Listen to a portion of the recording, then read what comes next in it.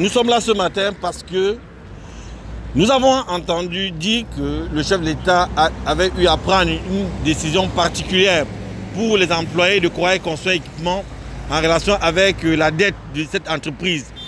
Et que ce que le chef de l'État avait arrêté, c'était une réaction sur le plan social pour régler le paiement des aérés et des soldes de tout compte de l'entreprise. Ça fait pratiquement 4 mois que nous avons eu vent de cette nouvelle. Et aujourd'hui, toujours rien. Nous sommes totalement livrés à nous-mêmes. Nous vivons dans la précarité. Nous avons des enfants qui ont déjà fait 2 ans sans aller à l'école. Nous avons été chassés par des bailleurs. Et aujourd'hui, nous avons pour demain même carrément les anciens locaux qui nous servaient totalement de base. Aujourd'hui, nous venons encore lancer un cri de détresse, un cri de pitié au président de la République, afin qu'il se souvienne de nous, afin qu'il comprenne que ses enfants pleurent, afin qu'il comprenne qu'aujourd'hui, nous n'avons plus rien. Nous sommes devenus des rigolos au quartier. Nous avons perdu nos femmes. Nos enfants ne nous respectent même plus parce que nous n'avons plus rien. Vraiment, c'est grave que le président pense à nous, qu'il réajuste un certain nombre de choses afin que nous puissions rentrer en possession de ce qui nous revient de droit. Nous implorons sa clémence, nous implorons sa miséricorde, nous implorons sa compassion afin que nous puissions totalement sortir des dettes qui nous avaient totalement enchevêtrés jusqu'au cou. Nous voulons qu'il puisse agir à notre égard. Déjà, s'il faut faire totalement la genèse de ce dossier, nous sommes à plus de 2 ans d'arriérés de salaire. À plus de 2 ans. Nous avons eu des promesses qui tardent. On ne peut même plus les nombrer aujourd'hui, les compter. Vraiment, c'est très compliqué. C'est vraiment compliqué. Nous sommes au bord du gouffre.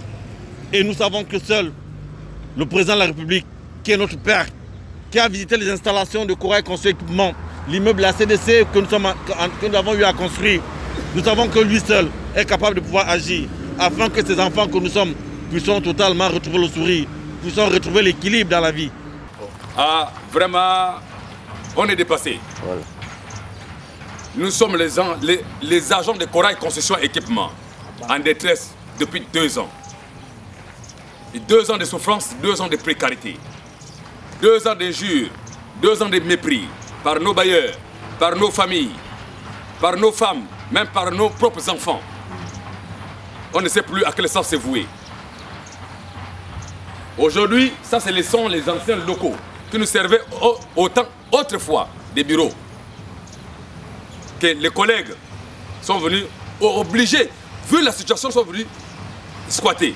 Mais jusqu'à quand on va continuer à vivre dans cette précarité?